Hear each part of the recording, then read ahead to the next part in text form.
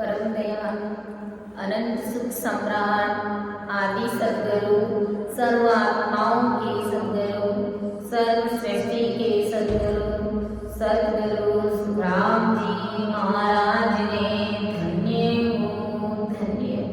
परम दयाल सद्गुरु दयाल जी महाराज ने धन्य हो धन्य। परम दयाल सद्गुरु बाबा जी महाराज ने धन्य हो धन्य। टालनपुर गुरुधाम ने बारंबार प्रणाम स्वीकार हुए। राम सभा में राम राम महाराज सभी विराजमान सत्संग सभी बड़े संतों को मेरा बारंबार कोटि कोटि राम राम सा प्रणाम। सब संतन सोवीणते बारे बारे प्रणाम। भिड़त तुम्हारो जान के साय करो हरिया। करुणा राखो राम जी बरसो दीन दया। गुण और गुण सब बगस जो आरोपित समान। सुन जो मैं निर्दोष हूँ गाट मान जस हो। तुम हरे बोलन हारे क्या जानेगा। परम दयाल अनंत सुख सम्राट आदि सद्गुरु सर्व आत्माओं के सद्गुरु सर्व सृष्टि के सद्गुरु सुखराम जी महाराज ने धन्य हो धन्य। राम सभा में राम राम महाराज सभी विराजमान संतों को मेरा बारंबार कोटि कोटि राम राम सा प्रणाम। आज के सत्संग में अर्थ करने में समझाने में किसी भी प्रकार की मेरे से त्रुटि रह जाए तो सभी संतों से मेरा निवेदन रहेगा कि आप सभी मुझे क्षमा करें एवं मेरा मार्गदर्शन अवश्य करें, क्योंकि गुरु महाराज का ज्ञान अथाह सागर है जिसका कोई बार बार नहीं है। और मेरी इतनी बुद्धि और समझ कहाँ है कि मैं महाराज के शब्दों का अर्थ कर सकूं, आप सभी के समक्ष रख सकूं। ये सत्संग करने और कराने वाले सब कुछ सतगुरुदेव जी महाराज हैं, सतस्वरूप परमात्मा राम जी महाराज हैं। तो जैसा कि अपना विषय चल ही रहा है प्रेम लचका, कि उस परमात्मा राम जी महाराज को पाने के लिए कैसा प्रेम चाहिए, कैसी प्रीत चाहिए। जब वास्तव में ऐसा अकबक प्रेम ऐसी अकबक प्रीत आ जाती है उस परमात्मा साहिब राम जी महाराज को पाने के लिए, तो वो परमात्मा राम जी महाराज हमसे दूर नहीं है, वो अमरलोक हमसे दूर नहीं है। कैसी प्रीत कि जब परम दयाल अनंत सुख सम्राट आदि सद्गुरु सर्व आत्माओं के सद्गुरु सर्व सृष्टि के सद्गुरु सुखराम जी महाराज सतस्वरूप साहिब परमात्मा राम जी महाराज के ही बंदे थे, वो अमरलोक के ही वासी थे।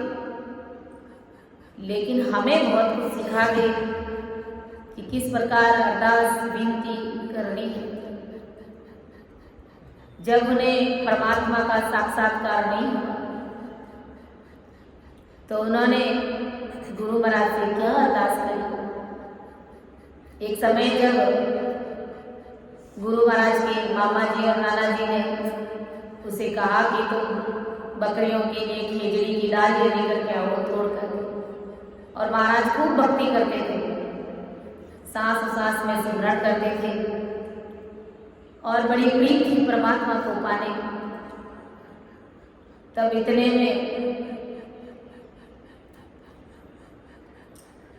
में गुरु महाराज की सदगुरु जी महाराज बोले कि मतलब ये तो आपको सुधारियो लेकिन बीज की गम नहीं है। उसी समय आदि सदगुरु सुखराम जी महाराज कुल्हाड़ी को वहीं पटक दिया और सांस में सिमरन करने लगे और गुरु महाराज से कहा कि मुझे बीज मंत्र दीजिए। वो क्या बीज मंत्र है, आप मुझे दीजिए। तब सदगुरु जी महाराज ने कहा कि अभी तो मैं चिंके गांव जा रहा हूं, तो वापस आऊंगा तब तुम्हें मैं बीज मंत्र दूं। वैसे महाराज खूब भजन करते थे, खूब सिमरन करते थे, लेकिन अभी तक वो मन में धैर्य धीरज नहीं था और परमात्मा से मिलने की बड़ी प्रीत लगन चिंता थी। तब आदि सदगुरु सुखराम जी महाराज ने ये भी नहीं पूछा कि आप कितने दिन से वापस आओगे, कब आओगे, कितने बजे आओगे, और वो झाड़ियों की ओट में परमात्मा का स्मरण करने के लिए बैठ गए थे। और जब उन्हें देखा कि 3 दिन बाद में अब गुरुदेव जी महाराज वापस पधार रहे, तो उन्होंने गुरु महाराज से अरदास करी, पुकार करी कि जी गुरु राम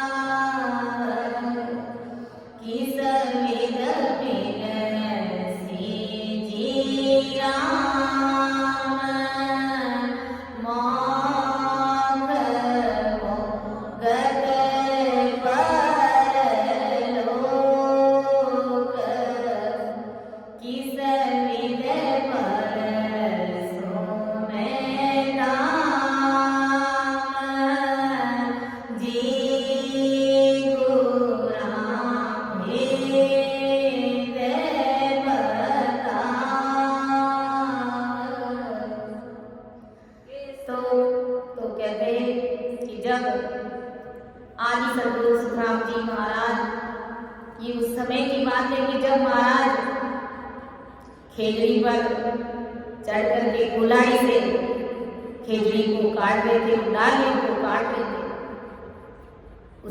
उसी समय बिरमदास जी महाराज ऊंट पर सवार होकर के वहां से निकलते हैं और महाराज पधारे आदि सद्गुरु सुखराम जी महाराज को सावधान करने के लिए कि भाई आपको इतना बड़ा ओहदा देकर के इस जगत में भेजा है अनंत जीवों का उद्धार करने के लिए, और आप इस संसार में आकर के खेजड़ियां काट रहे हैं और ये चीज आपको शोभा नहीं देती। इसलिए बिरमदास जी महाराज ने आदि सद्गुरु सुखराम जी महाराज जब लकड़ियां काट रहे थे, डालियां काट रहे थे, उस समय कहा कि काट मति काट संत भजन भगत कर आओ मुझ पास। क्या रे संतों, ये डालियां काटना छोड़ दो और बैठ करके भजन करो। इतना कहते ही उसी समय आदि सद्गुरु सुखराम जी महाराज खेजड़ी से उतर करके बैठ करके जोरावर धारोधार सिमरन करने के लिए बैठ जाते हैं। तब बिरमदास जी महाराज कहते हैं कि मदरा खेतो आचू सुधारे लेकिन बीजरी गम नहीं। भजन तो खूब कर रहे लेकिन अंदर में अभी बीज की गम नहीं। तब आदि सद्गुरु सुखराम जी महाराज ने कहा किया, गुरुदेव आप मुझे बीज मंत्र दीजिए। तब बिरमदास जी महाराज ने कहा कि अभी तो मैं चित्ती गांव जा रहा हूं और जब वापस आऊंगा उस समय मैं तुम्हें बीज मंत्र दूंगा। तो गुरु महाराज ने ये नहीं पूछा कि आप कितने दिन बाद में आओगे, आप कब आओगे, कितने बजे आओगे, कौन से दिन आओगे, ये सब बातें नहीं पूछी, क्योंकि उन्हें परमात्मा से उस सतरूप परमात्मा राम जी महाराज के देश में जाने के लिए इतनी प्रेम पीर थी कि गुरु महाराज ने कह दिया कि वापस आते समय बीज मंत्र दो। तो उसी बात को लेकर के वो बैठ भजन करने के लिए बैठ गए। और जब 3 दिन बाद में आकर के देखा कि आदि सद्गुरु सुखराम जी महाराज जोरावर भजन सिमरन में लगे और महाराज को देखते ही, गुरु महाराज को देखते ही ऊंट की मोरी जाकर के पकड़ी और कहा कि गुरुदेव अब आप मुझे बीज मंत्र दीजिए। और गुरु महाराज पुकार करने लगे कि जी गुरु राम भेद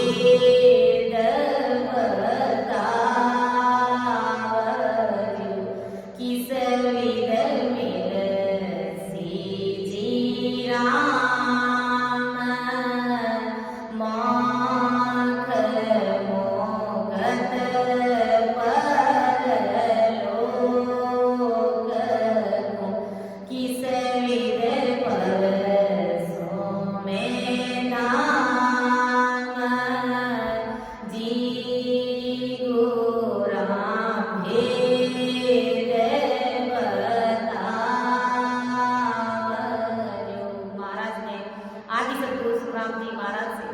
पुकार करी, गुरुदेव जी महाराज किस विध मिलसी जी राम, आप मुझे भेद बताइए, वो परमात्मा राम जी महाराज मुझे कैसे मिलेंगे।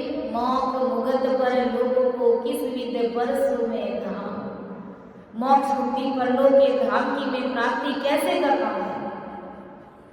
ऐसी कौन सी विधि है, वो विधि आप मुझे बताइए। जिन जिन विध हर पा गया सो विध के वो मुझे आए। परमात्मा को पाने की कौन कौन सी विधि है, वो सारी विधि आप मुझे बता। कौन सी विधि से परमात्मा को पाया जा सकता है, हे गुरुदेव आप मुझे बताइए। सोई सोई विध सब धार सु जप सु ए निस, आप जो कहोगे सारी विधियां मैं धारण करूंगा और जाप करूंगा, भजन करूंगा। कि तीर फाड़ कंता करूं पे इन गलमान, ग्रह तज वन सब ढूंढ से मुझे हर मिले मुझे आप कहो तो मेरे तन के कपड़े उतार करके चीर चीर करके यानी धीरे धीरे कर करके मैं उसे गले में डाल दूं, अगर परमात्मा राम जी महाराज मिल जाते। और ग्रह तज वन सब ढूंढ से जे हर मिले मुझे आए, घर को त्याग करके घर त्याग दूंगा और वन में चला जाऊंगा अगर परमात्मा मुझे मिल जाएंगे। आप जगत को छोड़ दूंगा, केवो तो जुग कुल छाड़ दूं, तन मन करूं कुर्बान। ओ गुरुदेव जी महाराज, आप केवो तो इस जगत को, इस संसार को ही छोड़ दूं और तन मन आपके सामने न्यौछावर कर दूं, काट काट तन छाड़ दूं, जे हर मिले मुझे आन। ओ राम जी महाराज, वो परमात्मा साहेब कैसे मिले, उनकी प्राप्ति के लिए अगर आप कहो तो मैं इस तन के टुकड़े टुकड़े कर दूं, लेकिन मुझे परमात्मा राम जी महाराज मुझे मिलने चाहिए। आप कहो तो गुफा खोद गो में रहूं, आप कहो तो जमीन में गड़ जाऊं, आप कहो तो पहाड़ों के बीच चला जाऊं, कहो तो जल में डूब रहूं, कहो तो घर गारा, आप कहो तो जल में डूब जाऊं, और आप कहो तो घर गारा कीच यानी सबका त्याग कर दूं, कीचड़ में जाकर के बैठ जाऊं। लेकिन विरमदास जी महाराज ने कहा कि आपको ये सब करने की आवश्यकता नहीं है, परमात्मा को पाने के लिए इतना सब कुछ करने की आवश्यकता है ही नहीं। गुरु महाराज ने कितना क्या कहा कि आप कहो तो तन के टुकड़े टुकड़े कर दो, आप कहो तो वस्त्र फाड़ करके लीरे लीरे करके मैं मेरे गले में डाल दूं, आप कहो तो कीचड़ में जाकर के बैठ जाऊं, आप कहो तो जमीन में गड़ जाऊं, आप कहो तो गुफे में जाकर के बैठ जाऊं, आप कहो तो घर बार त्याग दूं उस परमात्मा को पाने के लिए। सोचो, विचार करो, उस परमात्मा से कितनी प्रीति थी कि वो उस परमात्मा को पाने के लिए सब कुछ करने के लिए तैयार हो गई। और आज अगर अपन को ऐसा कह दे कि तुम ये करो तुम्हें परमात्मा मिल जाएंगे, तो कोई करने के लिए तैयार नहीं, और ना ही किसी को ऐसी प्रीत है उस परमात्मा को पाने के कि वो परमात्मा मिल जाए तो मैं तन के टुकड़े टुकड़े रखूं, कोई करना नहीं चाहता। और जो इस प्रकार जिनका ऐसा भाव रहता है तो वो परमात्मा साहिब उनसे दूर नहीं। तब विरमदास जी महाराज ने आदि सदगुरु सुखराम जी महाराज को फरमाया कि जन सुख देवा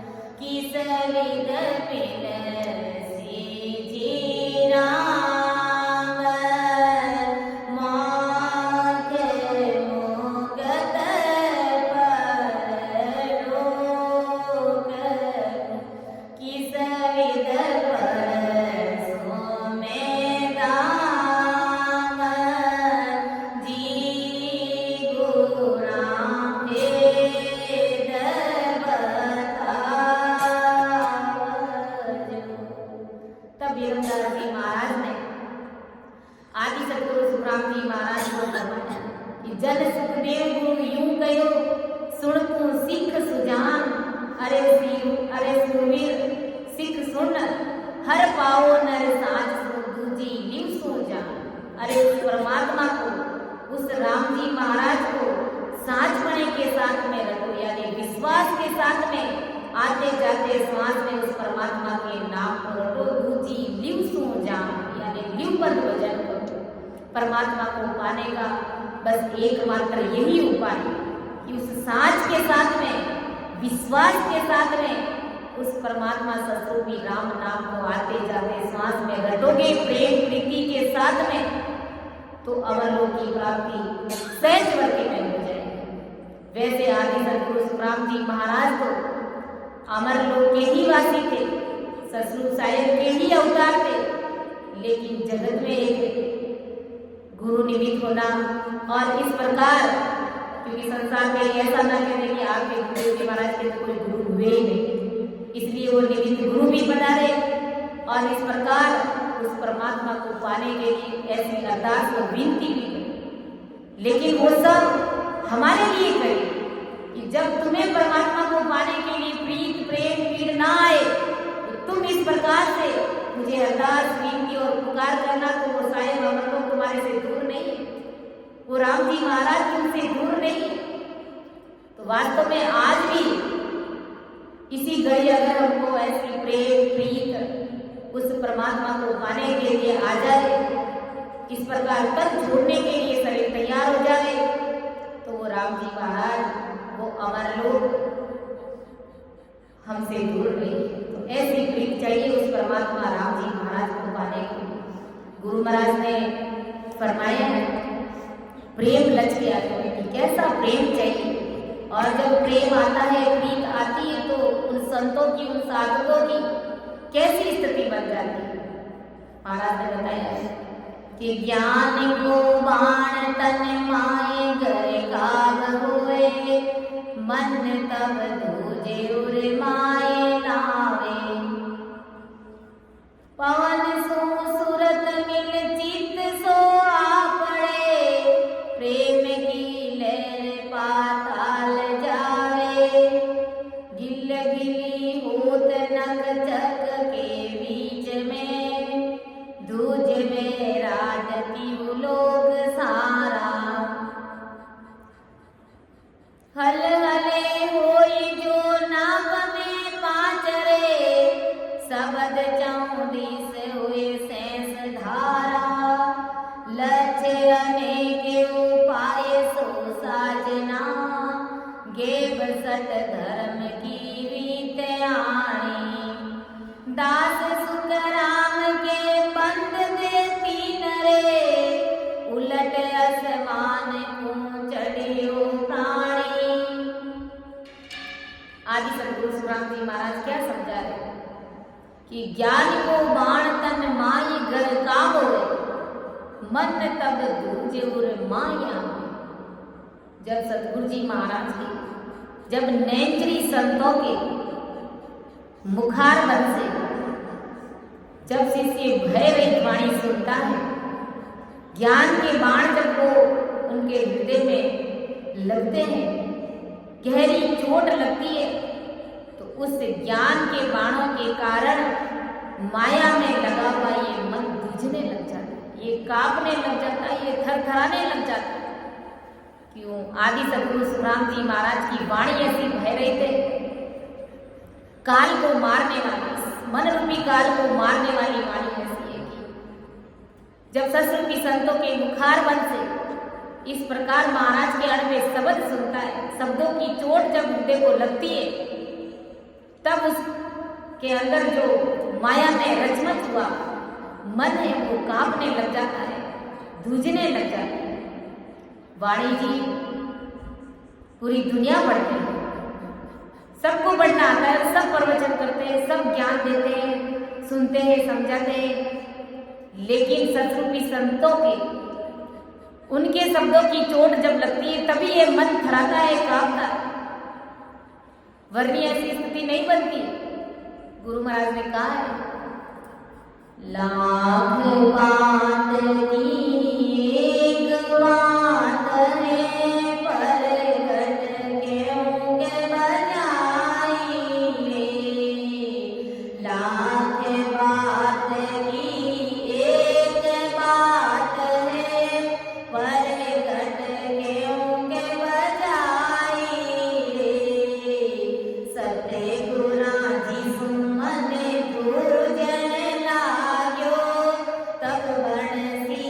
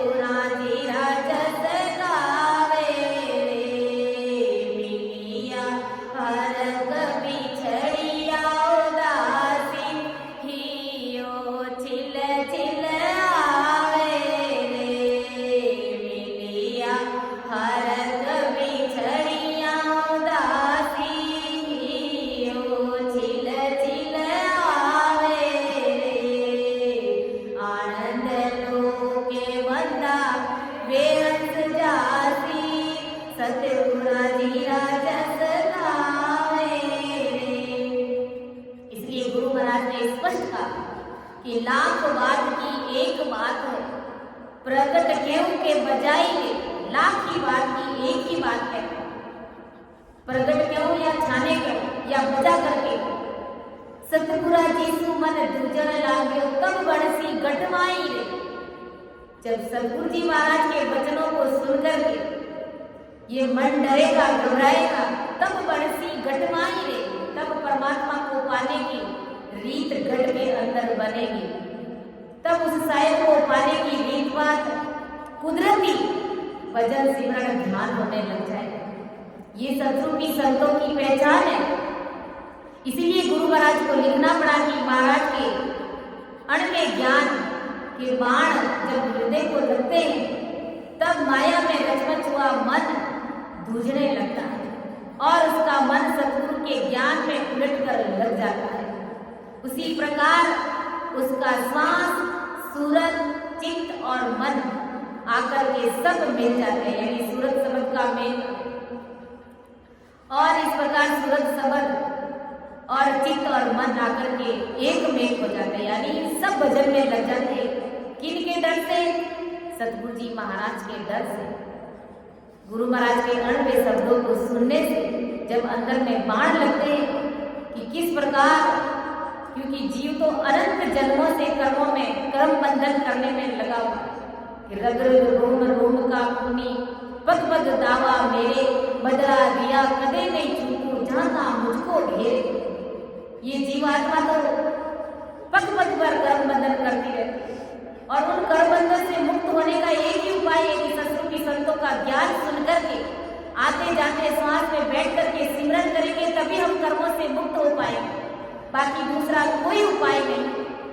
गुरु महाराज ने कहा ना, के सुख राम शरण हर तेरी, ऐसी मोय बताई। के सुख राम शरण हर तेरी, ऐसी मोय बताई। भजन करयास करम कटेला, कटे पलक के माय। भजन करयासु करम कटेला, कटे पलक के माय। रमा कटे पलक के माय। मोबल कर मन जावे ओ प्रभु जी, मोबल कर मन जा। आगे किया तके गिर पारा, अगही बोए आवे। ओ रामा अगही बोए आवे। मोबल कर मन जावे ओ प्रभु जी, मोबल कर मन जावे। ये जीव तो कितना कर्म बंधन करता है, पग पग पर गुनेगार है, पग पग पर ये कर्म बंधन करता है।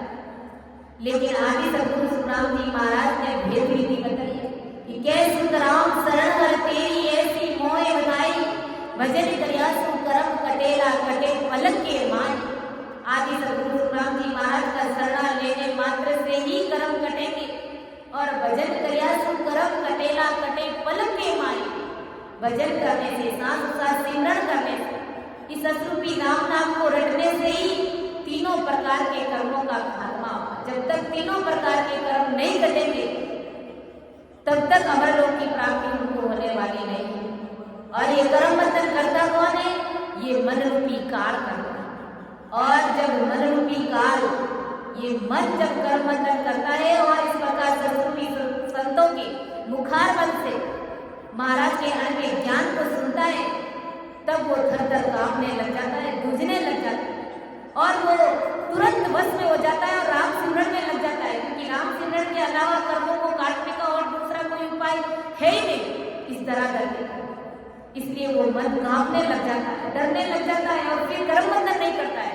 और कर्म बंधन करता भी है तो जब वो राम राम करता है तो उसे किसी भी प्रकार का कोई क्रियमान कर्म लगता ही नहीं।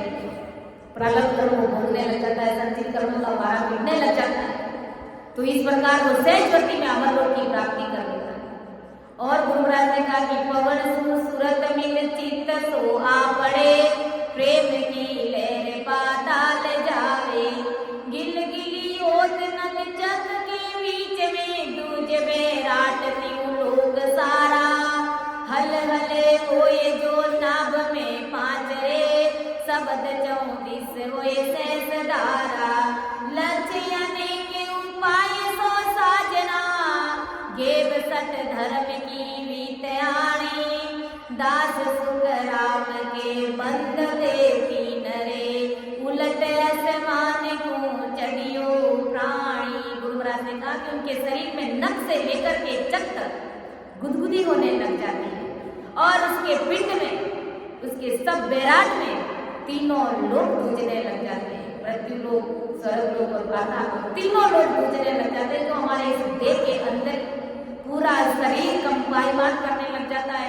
थरथराने करने लग जाता है, और नाभि में पांचों इंद्रियों की काया हंस से हल हल करते अलग हो जाती है। 5 प्रकार की जो इंद्रियां हैं वो भी नाभि में आते जाते श्वास में सिमरण करने पर नाभि से वो अलग हो जाती है, और शब्द चारों दिशाओं में हजारों धाराओं में प्रकट होने लग जाता है, क्योंकि नाभि है जो हमारे शरीर का केंद्र बिंदु है, इसको स्टेशन कह सकते हैं। और जब आते जाते श्वास में नाभि में ध्यान लगा करके जब भजन करते तो पूरे शरीर में, यानी रग रग रोम रोम नाड़ी नाड़ी नस नस में वो परमात्मा राम जी महाराज रमने लग जाता है, क्योंकि सारी नाड़ियों का केंद्र बिंदु है नाभि। और जब नाभि में जोरावर भजन हो जाता है तो नख से लेकर के जब तक पूरा शरीर कंपायमान होने लग जाता है, गूंजने लग जाता है। ऐसी परमात्मा की भारी कृपा उस हंसवर्ती आत्मा पर बरसने लग जाती है, और अनेक प्रकार के लक्षण, उपाय, साधना कुदरती प्रकट, किसी को धारण करने की जरूरत ही नहीं। और आदि सद्गुरु सुखराम जी महाराज फरमा रहे कि वो हंसवर्ती आत्मा आसमान को जाते वक्त उसे जालंधरी, उत्तानपाद और त्राटक ऐसे बंद कुदरती लग जाते हैं, और कुदरती तीनों प्रकार के बंद अपने आप खुल जाते हैं। किसी किसी भाई को त्राटक बंद लग जाता है, त्रिपुटी में उत्तानपाद लग जाता है, जालंधरी बंद लग जाता है, तो क्या करते हैं संतजन, उनके सिर पर हाथ लगाते हैं, कभी उनके पीठ के ऊपर हाथ लगाते हैं और कहते हैं यहाँ से भजन करके आगे बढ़ो। तो उनके कहने से नहीं होता है, अपने आप जो जालंधरी बंद लगा है तो अपने आप ही खुलेगा, किसी के कहने से नहीं खुलता है। और जबरदस्ती अगर उस साधक को आगे बढ़ाते हैं तो आप गुनाह के भागीदार बन सकते हैं, आप अपने सिर के ऊपर कर्म बंधन कर रहे हैं, क्योंकि ये परमात्मा की कृपा से सब कुछ कुदरती होता है, किसी के कहने से बोले से नहीं होता। ये सब कुछ गुरु महाराज की कृपा से, परमदयाल सद्गुरु सुखराम जी महाराज की कृपा से ऐसे बंद लगते हैं, और अपने आप ही वो बंद खुल करके वो जीवात्मा परमात्मा के देश की तरफ अग्रसर हो जाती है। तो वो सभी बंद राम नाम के पराक्रम से टूटकर खुले हुए और प्राण आकाश में 10वें द्वार में जा पहुंचते। इसलिए गुरु महाराज ने कहा एक पद में कि सबद चेतन देह चमके, इमरत मीठी सीर, सबद चेतन देह चमके, इमरत मीठी सीर, नार नार नारी सब बोले, जाग सैर गंभीर मुरली, बाजे सुख मन तीर मुरली, बाजे सुख मन तीर, हृदय हलचल नाम गूंजे, नैना उठा नीर, छेद प्याल चमकू देखा, परस्या चमका पीर मुरली, बाजे सुख मन तीर मुरली, बाजे सुख मन तीर, सबद चेतन देह चमके, इमरत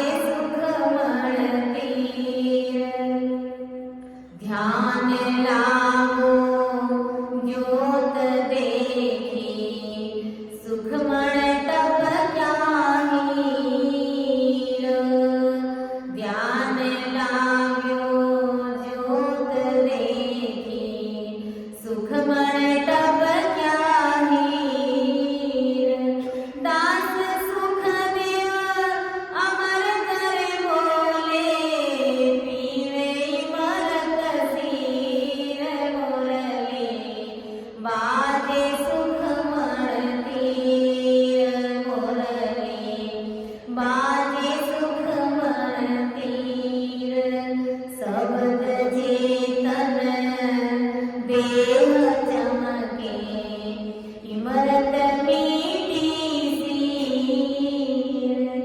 नाड़ नाड़ न्यारी सब बोले जागो शेर गंभीर मुरली बाजे सुख मन तीर मुरली बाजे सुख मन तीर।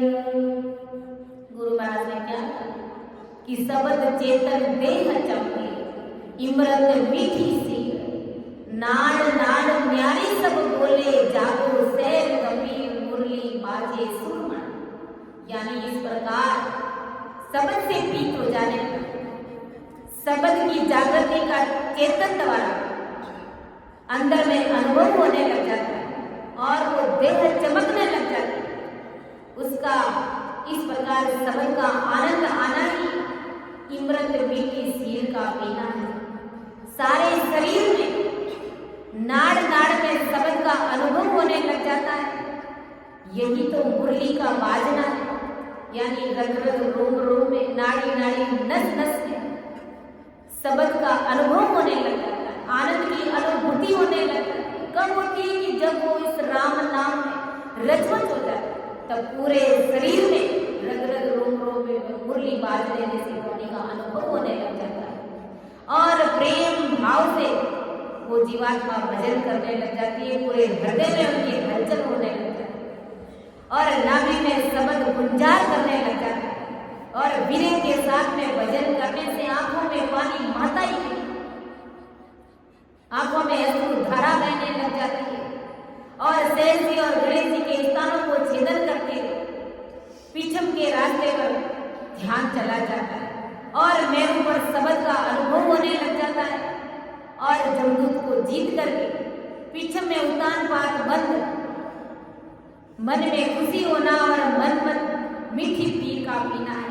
और मेरू स्थान में अड़ा पीकड़ा चलती है और उनके बीच में सुखमणा सीर होकर जाती है और फिर यहाँ आकर के त्रिकुटी में संगम होता है जिसको त्रिकुटी संगम कहते हैं। तीनों नदियों का त्रिवेणी संगम यहाँ पर होता है, गंगा यमुना और सरस्वती। इस प्रकार प्राणों और श्वासों और शरीर से अलग होकर केवल पद आनंद पद की प्राप्ति होने की लग जाती है उस जीवात्मा को। ध्यान लागो जोत देखी सुखमण टपक्या हीर दास सुखदेव अमर घर बोले पीवे इमरत सी। इस प्रकार भगवंता ने धन्य हो धन्य। इस प्रकार कहते हैं ना कि पाया सुपत आवे। अगर अपन कह देते हैं कि सबद ऐसा है, सबद की महिमा ऐसे, सतरूपी संत ऐसे होते, तो कहने मात्र से कुछ भी नहीं होता है।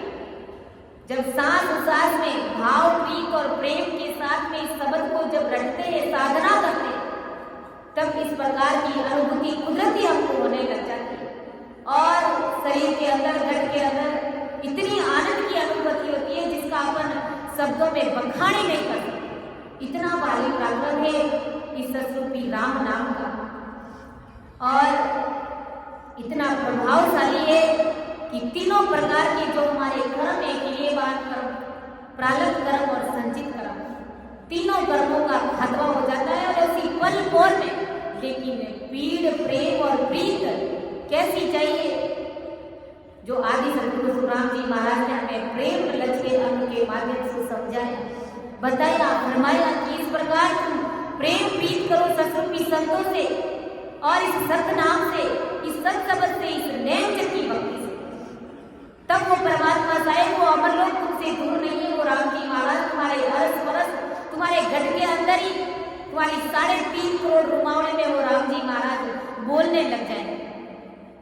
आदि सतगुरु सुखराम जी महाराज ने फरमाया आगे की साथी में, हो ये ममकार निरंकार सोवंग में रूम सब राम सो राम बोले नाद कर नाट्य आसमान में दूर रहो सूरत सो सबद मिले कवड़ बोले संग की नाड़ होए 10 पाताल में कवड़ अष्ट छेद कर शेष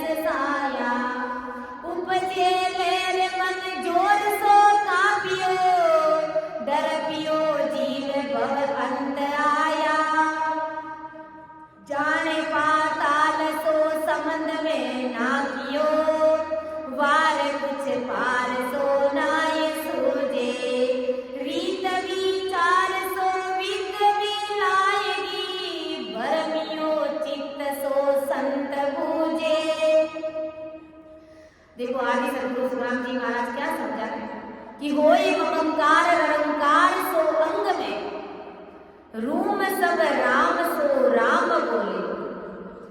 पूरे शरीर में रंकार और ममकार की ध्वनि होने लग जाती है तो रूम सब राम सो राम बोले। केस केस में, रूम रूम में वो राम जी महाराज बोलने लग जाते हैं, वो परमात्मा की सत्ता बोलने लग जाते हैं। और रंकार इस नाद का गणाट आकाश में घूरने लग जाता है, यानी गिगन तक उस शब्द की अनुभूति होने लग जाती है। कई बार ध्यान तो नाभि में रहता है, क्योंकि नाभि में जब सांस सांस में सिमरण करते हैं तो पूरे ब्रह्मांड तक शब्द की गर्जना होने लग जाती है। और कई बार साधक इस बात को लेकर भी भ्रमित हो जाते हैं, क्योंकि नाभि तक वजन करते हैं तब तक पूरे शरीर में ब्रह्मांड तक उसकी अनुभूति होने लग जाती है, वो शब्द गणनाट करने लग जाता है। तो साधक कह देता है कि मेरा ध्यान 10वें द्वार से परे चले। ऐसा नहीं होता, तब तक यही समझना चाहिए कि अभी तक मेरा ध्यान नाभि तक ही। तो गुरु महाराज समझाए कि नाद की गणनाट पूरे आकाश में, यानी पूरे गिगन में, पूरे शरीर में होने लग जाती है। और शब्द सूरत मन और श्वास मिलकर के 10वें द्वार के मार्ग में लगने वाले कमल कुदरती खुलने लग जाते हैं। 6 कमल पूर्व और 6 कमल पश्चिम के कुदरती उनके द्वार खुलने लग जाते हैं इस रंकार से, इस राम शब्द से कि रूम सब राम सो राम बोले। रग रग रोग रोग नाड़ी नाड़ी नस नस में, केस केस में वो राम जी महाराज वो परमात्मा की सत्ता बोलने लग जाती है। और संख की नाड़ होए 10 पाताल में, कमल अष्ट छेद कर शेष साया। उपजो लेन मन जोर सो कांपियो, डरपियो जीव भव अंत आया। यानी संख नाड़ के सभी कमल वो हंसवर की आत्मा छेदन करके जीव बचाने के पाताल में पहुंचा, यानी पाताल में ब्रह्मा जी के स्थान में, शेष लोक के स्थान में पहुंच जाता है। और उपजियो लेर मन जोर सो कांपियो, कवड़ अष्ट छेद कर शेष साया। जैसे कोई उस साधक को इस प्रकार की अनुभूति होती है कि जैसे कोई जब ध्यान पाताल लोक में जाता है तो ऐसे लगता है कि कोई अथाह समुद्र में वो शब्द गिर गया, ईश्वर की आत्मा गिर गई और उसे उस समुद्र का कोई बार बार कोई छेद नहीं आता। और वो अपने उस जीव को बचाने के लिए उन्हें कुछ सूझता भी नहीं, उन्हें कुछ समझने भी नहीं आता है कि मेरे साथ में ये क्या हुआ, क्योंकि वो शब्द पाताल लोक में खो जाता है। उस शब्द को जब जोरावर भजन करते हैं तभी वो शब्द वापस ध्यान में आता है, पकड़ में आता है, वरना वो शब्द वहां पाताल लोक में छूट जाता है, वो कहीं खो जाता है। तो इसके डर से उसके जैसे मन और जीव है जो भयभीत होने लग जाता है, डरने लग जाता है कि इतना जोरावर भजन हो रहा था, शब्द की पूरे शरीर में ग्रहणाट हो रही थी, अनुभूति हो रही थी, लेकिन पता नहीं अब वो शब्द कहाँ चला गया। और वो शब्द खो जाने के कारण उसके मन में डर लगने लग जाता है, भयभीत हो जाता है। और उसी प्रकार हंस पाताल के समुद्र में गिरने के बाद उसके हुए हंस के पाताल में कि वो शब्द समुद्र में गिरने के बाद उसके मन में और जीव में डरने की लहर उत्पन्न हो जाती है। और कई साधक कहते हैं ना कि गुरुजी इतने दिन तो खूब भजन हो रहा था और अब पता नहीं शब्द ही कहाँ चला गया, हमारे कुछ पकड़ में ही नहीं आ रहा है, कुछ शब्द समझ में ही नहीं आ रहा। और उल्टा वो जीवात्मा डरने लग जाता है और उनको ऐसे लगता है कि कहीं अथाह समुद्र में मैं गिर गया हूँ, मेरा शब्द कहीं खो गया। ऐसी स्थिति पाताल लोक में उस साधक की बन जाती है और वो कांपने लग जाता है, डरने लग जाता है, उसका मन जोर जोर से कांपने लगता है। और डरे हुए हंस को पाताल में समुद्र का कोई बार पार नहीं लगने के कारण उसे समुद्र में से निकलने का कोई मार्ग सूझता ही नहीं, कोई रास्ता सूझता ही नहीं। ये जाने पाताल सो समंद में ना कियो, वार रोज पार सो नाय सूझे। रीत विचार सो वीत मिलाएगी, भरमियो चित्त सो संत बूझे। गुरु महाराज समझा रहे उस साधक को समुद्र से पार होने की रीत और विधि न ऐसे लगता है कि अब मेरे से भजन नहीं होगा, अब वो विधि में भूल गया हूँ, मेरा शब्द कहीं खो गया है।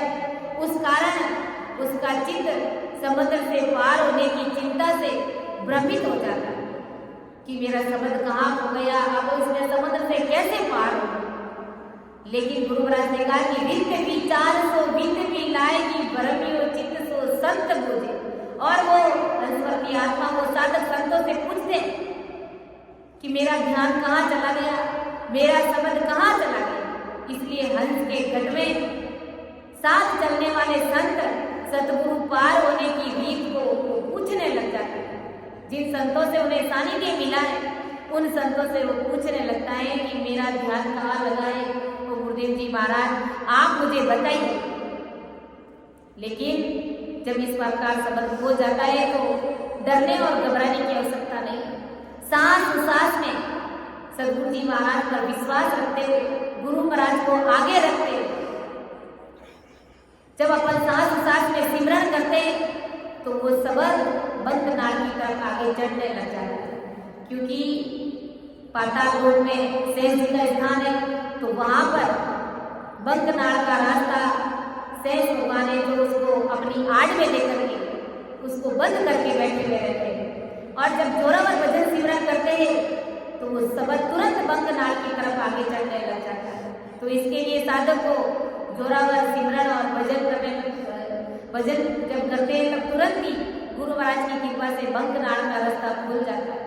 और इस प्रकार में धीरे व्याकुलता के साथ में गुरु महाराज को अरदास और विनती भी करनी चाहिए और साथ ही साथ जोरावर सिमरन भी करना चाहिए कि म्हारो दिन को कब होगे, म्हारो प्राण याद करोगे, म्हारो दिन को कब होगे, म्हारो प्राण याद करोगे।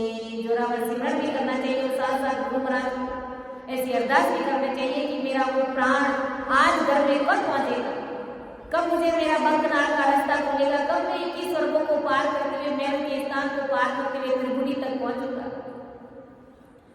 आगे महाराज समझा रहे कि 100 रात में वाजया निसरी, ध्यान दर शब्द गूंजोए माई, प्याल के देश में शेष जीव मिलमियो, भजन कर सोच तू रखनाई, उलटियो शब्द तब शेर सब दूजियो, बंकड़ी नाल की पोल खोली, सूरत सो जाए पाताल सो उबकी, पिछन के घाट निस आण झूली, सुर गई कीस बाण गत घेरियो, शब्द उलास सो पीत फाड़े, सूरवा संत को बात कर झूठिया, तादिना निसरिया मेरे गाड़े, जाए आसमान आकाश में विराजिया, तादिना सुख वो चैन आया, दास सुख राम के त्रिकुटी शहर में, तीन त्रिलोक सिर राम पाया। तो इस प्रकार आदि सदगुरु सुखराम जी महाराज ने इन साखियों के माध्यम से हम सभी को समझाने का प्रयास किया और इस साखी को हम आगे के सत्र में लेंगे। तो इन्हीं शब्दों के साथ मैं मेरी वाणी को विराम देती हूँ। समझाने में, अर्थ करने में मेरे से खूब त्रुटि रही होगी। आप सभी सज्जन मुझे क्षमा करें एवं मेरा मार्गदर्शन अवश्य करें। सुन जो मैं वीर दोसे घाट मान जस होवे, तुम्हारे बोलन हारे हो क्या जानेगा। परम दयालु अनंत सुख सम्राट आदि सद्गुरु, सर्व आत्माओं के सद्गुरु, सर्व सृष्टि के सद्गुरु, सद्गुरु